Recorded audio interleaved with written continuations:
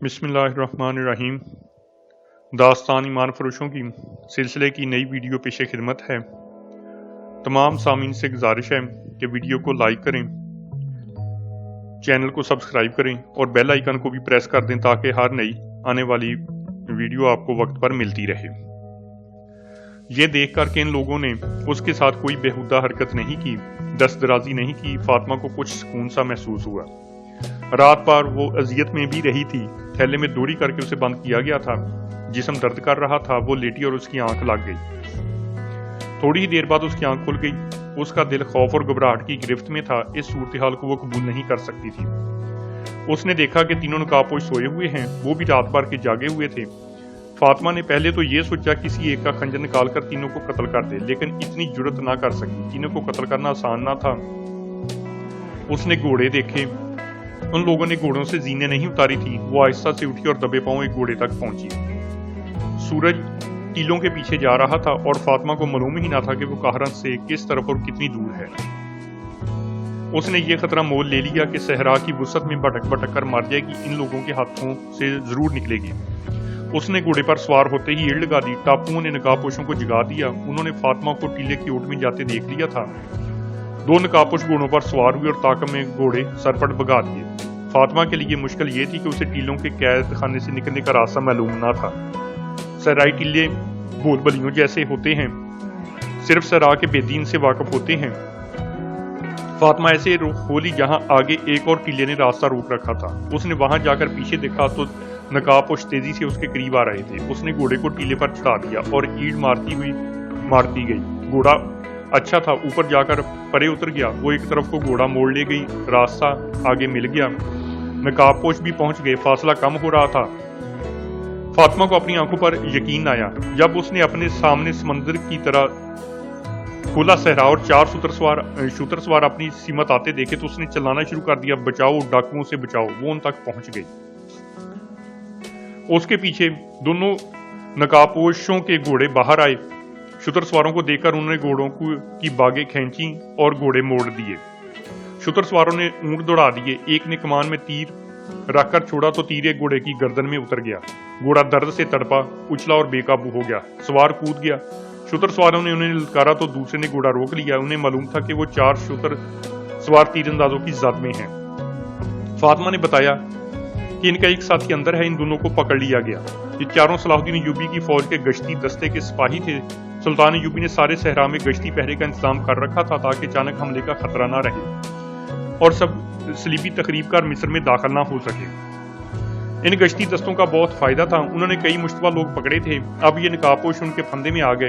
فاطمہ نے انہیں بتایا کہ اسے کس طرح یہاں تک لایا گیا ہے، وہ کس کی بیوی ہے۔ اس نے یہ بھی بتایا کہ ایک ناظم مالیات قتل ہو گیا ہے، قتل اس کے خامد مسل الدین نے کرایا ہے جو شہر کا ناظم ہے، اور قاتل ان تینوں میں سے ایک ہے۔ تیسری نقابپوش کو بھی پکڑ لیا گیا، ان سے خنجر لے لیے گئے، ہاتھ پیٹھ پیچھے باندھ دیے گئے۔ ان کا ایک گھوڑا تیر لگنے سے بھاگ گیا تھا۔ ایک گھوڑے پر دو نقابپوشوں کو اور تیسرے پر ایک کو بٹھا کر سپاہی اپنے کمانڈر کے پاس لے چلے۔ فاطمہ کو انہوں نے اونٹ پر بٹھا لیا، اس اونٹ کا سوار اپنے ایک ساتھی کے پیچھے سوار ہو گیا۔ اس قافلے کے سامنے 4 میل کی مسافت تھی جو انہوں نے سورج غروب ہونے تک طے کر لی۔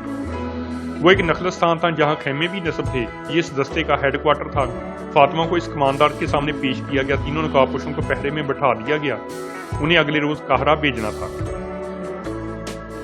صلیبیوں نے یہ فیصلہ کر لیا تھا کہ وہ کرک میں بیٹھے بیٹھے صلاح الدین ایوبی کا انتظار نہیں کریں گے۔ انہوں نے فوج کو تقسیم کرنا شروع کر دیا۔ فرانس کی فوج کو انہوں نے صلاح الدین ایوبی کی فوج کو راستے میں روکنے کے لیے تیاری کا حکم دیا۔ ریمانڈ کی فوج مسلمانوں کی فوج پر عقب سے حملے کے لیے مقرر ہوئی۔ کرک کے قلعے کے دفاع کے لیے جرمنی کی فوج تھی جس کے ساتھ فرانس اور انگلستان کے کچھ دستے تھے۔ انہیں جاسوسوں نے بتا دیا تھا کہ سلطان ایوبی نئی فوج تیار کر رہا ہے۔ صلیبی حکمرانوں نے اس اقدام کا جائزہ لیا کہ وہ صلاح الدین ایوبی کے ٹریننگ کیمپ پر حملہ کر کے پیچھے ہٹ آئیں، لیکن ان کی انٹیلیجنس نے اس تجویز کی مخالفت کی۔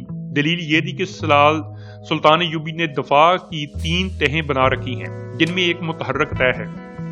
اس کے علاوہ اس کی دیکھ بھال کے دستے دور دور تک گھومتے پھرتے اور صحرا میں ہلتی ہوئی ہر چیز کو قریب جا کر دیکھتے ہیں۔ ان دفاعی انتظامات کو دیکھ کر صلیبیوں نے اس حملے کا خیال دل سے نکال دیا۔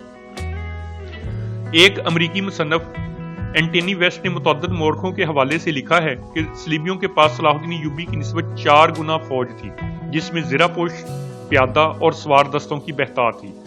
اگر یہ فوج صلاح الدین ایوبی پر براہ راست حملہ کر دیتی تھی مسلمان زیادہ دیر جم نہ سکتے، مگر صلیبی فوج کو شوبک کی شکست میں جو نقصان اٹھانا پڑا تھا اس کی ایک دہشت بھی تھی جو میدان جنگ سے بھاگے ہوئے فوجیوں پر طاری تھی۔ صلیبیوں کا مورال متزلزل تھا، جس کی ایک وجہ تو یہ تھی کہ شوبک کو وہ لوہے کا قلعہ سمجھتے تھے۔ وہ اپنی فوج کو صحرا میں بھیج کر اس خوش فہمی میں مبتلا ہو گئے تھے کہ سلطان ایوبی کو قلعوں سے دور ہی ختم کر دیں گے۔ وہ کرک کے دفاع میں بیٹھے رہے اور ایوبی نے شوبک لے لیا اور صحرا میں صلیبیوں کو آمنے سامنے کی جنگ کا موقع دیے بغیر انہیں چھاپا ماروں سے مروا دیا۔ اس کی آگ کی ہانڈیوں نے گھوڑوں اور اونٹوں کو اتنا دہشت زدہ کیا کہ خاصے عرصے تک جانور معمولی سی آگ دیکھ کر بھی بدک جاتے تھے۔ اینٹنی ویسٹ نے یہ ثبوت بھی مہیا کیا ہے کہ صلیبی فوج مختلف بادشاہوں اور ملکوں کی مرکب تھی جو بظاہر متحد تھی، لیکن یہ اتحاد برائے نام تھا، کیونکہ ہر بادشاہ اور اس کی فوج کا اعلیٰ کمانڈر ملک گیری اور بادشاہی کی توسیع کا خواہشمند تھا۔ ان میں صرف یہ جذبہ مشترک تھا کہ مسلمانوں کو ختم کرنا ہے، مگر ان کے دلوں میں جو اختلافات تھے وہ ان کے فیصلوں پر اثر انداز ہوتے تھے۔ مورخ لکھتے ہیں کہ صلیبی سازشوں کے ماہر تھے اور مسلمانوں کے جس علاقے پر قابض ہو جاتے تھے وہاں قتل عام اور آبرو ریزی شروع کر دیتے تھے۔ اس کے برعکس صلاح الدین ایوبی محبت اور اخلاقی قدروں کو ایسی خوبی سے استعمال کرتا تھا کہ دشمن بھی اس کے گرویدہ ہو جاتے تھے۔ اس کے علاوہ اس نے اپنی فوج میں یہ خوبی پیدا کر دی تھی کہ 10 سپاہیوں کا چھاپا مار دستہ 1000 نفری کے فوجی کیمپ کو تہس نہس کر کے غائب ہو جاتا تھا۔ یہ لوگ جان قربان کرنے کو معمولی سی قربانی سمجھتے تھے۔ سلطان ایوبی جس انداز سے میدانی جنگ میں تھوڑی سی فوج کو ترتیب دیتا تھا وہ بڑی سے بڑی فوج کو بھی بے بس کر دیتی تھی۔ شوبک اور کرک کے میدان میں بھی اس نے اسی جنگی دانشمندی کا مظاہرہ کیا تھا۔ صلیبیوں نے اس کا جائزہ لیا اور اپنی فوج کی جسمانی اور جذباتی کیفیت دیکھی تو انہوں نے براہ راست حملے کا خیال چھوڑ دیا اور کوئی دوسرا ڈھنگ سوچ لیا، لیکن اس ڈھنگ کے متعلق بھی انہیں شک تھا۔ اس کا علاج انہوں نے یہ کیا کہ مصر میں بغاوت بھڑکانے اور سوڈانیوں کو مصر پر حملہ کرنے پر اکسانے کا اہتمام کر لیا۔ مصر کے نائب ناظم امور شہر مصلح الدین کی طرف سے انہیں امید افزا رپورٹیں مل رہی تھیں۔ وہاں بھی یہ اطلاع نہیں پہنچی تھی کہ مصر کا ناظم مالیات خضر الحیات قتل ہو گیا ہے اور مصلح الدین پکڑا گیا ہے۔ کرک تک یہ اطلاع پہنچنے کے لیے کم از کم 15 دن درکار تھے، کیونکہ راستے میں سلطان ایوبی کی فوج تھی۔ قاصد بہت دور کا چکر کاٹ کر اور قدم پھونک پھونک کر کرک جا سکتے تھے۔ بہت دنوں کا چلا ہوا ایک قاصد اس رات وہاں پہنچا جس رات فاطمہ اغوا ہوئی تھی۔ اس نے رپورٹ دی کہ بغاوت کے لیے فضا سازگار ہے، لیکن سوڈانی ابھی حملے کے لیے تیار نہیں ہے۔ ان کے ہاں گھوڑوں کی کمی ہے، ان کے پاس اونٹ زیادہ ہیں، انہیں کم و بیش 500 اچھے گھوڑوں کی ضرورت ہے، اتنی ہی زینے درکار ہیں۔ فرانسیسی فوج کے کمانڈر نے کہا کہ 500 گھوڑے فوراً روانہ کر دیے جائیں اور ان کے ساتھ صلیبی فوج کے 5-7 افسروں کو بھی بھیج دیا جائے جو سوڈانیوں کی جنگی اہلیت اور کیفیت کا جائزہ لے کر حملہ کرائیں۔ صلیبیوں کے پاس گھوڑوں کی کمی تھی۔ انہوں نے کرک میں اعلان کر دیا کہ مصر پر حملے کے لیے 500 گھوڑوں کی فوری ضرورت ہے۔ عیسائی باشندوں نے 3-4 دنوں میں گھوڑے مہیا کر دیے جو ایسے راستے سے روانہ کر دیے گئے جن کے متعلق یقین تھا کہ پکڑے نہیں جائیں گے۔ ان کا رہنما وہی جاسوس تھا جو گھوڑے مانگنے آیا تھا۔ وہ سوڈانی تھا اور 3 سال سے جاسوسی کر رہا تھا۔ ان گھوڑوں کے ساتھ 8 صلیبی فوج کے افسر تھے جنہیں سوڈانی حملے کی قیادت کرنی تھی۔ انہیں یقین دلایا گیا تھا کہ صلاح الدین ایوبی کی فوج کو یہاں سے نکلنے نہیں دیا جائے گا۔ سلطان ایوبی کو صرف یہ معلوم تھا کہ مصر کے حالات ٹھیک نہیں، لیکن اسے یہ معلوم نہیں تھا کہ حالات آتشفشاں پہاڑ بن چکے ہیں جو پھٹنے والا ہے۔ علی بن سفیان نے اسے یہ تسلی دے رکھی تھی کہ اس نے جاسوسی کا جو جال بچایا ہے وہ خطروں سے قبل از وقت خبردار کر دے گا۔ انہیں خضر الحیات کے قتل اور مصلح الدین کی گرفتاری کا بھی علم نہیں تھا۔ غیاث بلبیس کو مشورہ دیا گیا تھا کہ وہ سلطان ایوبی کو اطلاع بھجوا دے، لیکن اس نے یہ کہہ کر اس مشورے پر عمل نہیں کیا تھا کہ تفتیش مکمل کر کے اصل صورتحال سے سلطان ایوبی کو آگاہ کرے گا۔ فاطمہ کو گشتی دستے کے کمانڈر نے رات الگ خیمے میں رکھا۔ سیر کا دھندلکا بھی صاف نہیں ہوا تھا جب اسے اور تینوں نقاب پوشوں کو 8 محافظوں کے ساتھ قاہرہ کے لیے روانہ کر دیا گیا۔ یہ قافلہ سورج غروب ہونے کے بعد قاہرہ پہنچا اور سیدھا کوتوالی گیا۔ غیاث بلبیس اس واردات کی تفتیش میں مصروف تھا۔ اس وقت وہ تہہ خانے میں تھا۔ اس نے مصلح الدین کے گھر کی تلاشی لی اور وہاں سے اس کی داشتہ کو برآمد کیا تھا۔ وہ اپنے آپ کو ازبک مسلمان بتاتی تھی۔ اس نے بلبیس کو گمراہ کرنے کی بہت کوشش کی۔ اس کے جواب میں بلبیس نے اسے اس کوٹڑی کی جھلک دکھا دی جہاں بڑے بڑے سخت جان مرد بھی سینے کے راز اگل دیا کرتے تھے۔ لڑکی نے اعتراف کر لیا کہ وہ یروشلم سے آئی ہے اور عیسائی ہے۔ اس نے اس اعتراف کے ساتھ بلبیس کو اپنے جسم اور دولت کے لالچ دینے شروع کر دیے۔ بلبیس نے مصلح الدین کے گھر کی تلاشی میں جو دولت برآمد کی تھی اس نے اس کا دماغ ہلا دیا تھا۔ وہ سمجھ گیا تھا کہ مسلح الدین کیوں صلیبیوں کے جال میں پھنس گیا تھا۔ خود لڑکی اس قدر پرکشش اور چرب زبان تھی کہ اسے ٹھکرانے کے لیے پتھر دل کی ضرورت تھی۔ بلبیس نے اپنا ایمان ٹھکانے رکھا۔ اس نے دیکھ لیا تھا کہ یہ تو کوئی بہت بڑی سازش ہے جس کی کڑیاں یروشلم سے جا ملتی ہیں۔ اس نے لڑکی سے کہا کہ وہ ہر ایک بات بتا دے۔ لڑکی نے جواب دیا، میں جو کچھ بتا سکتی تھی بتا دیا، اس سے آگے کچھ بتاؤں گی تو یہ صلیب کے ساتھ دھوکہ ہوگا۔ صلیب پر ہاتھ رکھ کر حلف اٹھا چکی ہوں کہ اپنے فرض کی ادائیگی میں جان دے دوں گی، میرے ساتھ جو بھی سلوک کرنا چاہو کر لو، کچھ نہیں بتاؤں گی۔ اگر مجھے آزاد کر کے یروشلم یا کرک پہنچا دو گے تو منہ مانگی دولت تمہارے قدموں میں رکھ دی جائے گی۔ مسلح الدین تمہارا قید میں ہے، اس لیے پوچھو، وہ تمہارا بھائی ہے، شاید کچھ بتا دے۔ بلبیس نے اسے مزید کچھ بھی نہ پوچھا، وہ مسلح الدین کے پاس چلا گیا۔ مسلح الدین بڑی بری حالت میں تھا۔ اسے چھت کے ساتھ اس طرح لٹکایا گیا تھا کہ رسا کلائیوں سے بندھا ہوا تھا اور اس کے پاؤں فرش سے اوپر تھے۔ بلبیس نے جاتے ہی اس سے پوچھا، مسلح دوست، جو پوچھتا ہے وہ بتا دو، تمہاری بیوی کہاں ہے اور اسے کس نے اغوا کرایا ہے؟ اب تمہیں کچھ اور باتیں بھی بتانی پڑیں گی، تمہاری داشتہ اپنے آپ کو بے نقاب کر چکی ہے۔ کھول دے مجھے رذیل انسان، مسلح الدین نے غصے اور درد سے دانت پیس کر کہا، امیر مصر کو آنے دو، میں تیرا یہی حشر کراؤں گا۔ اتنے میں بلبیس کے ایک اہلکار نے آ کر اس کے کان میں کچھ کہا۔ حیرت سے اس کی آنکھیں ٹھہر گئیں۔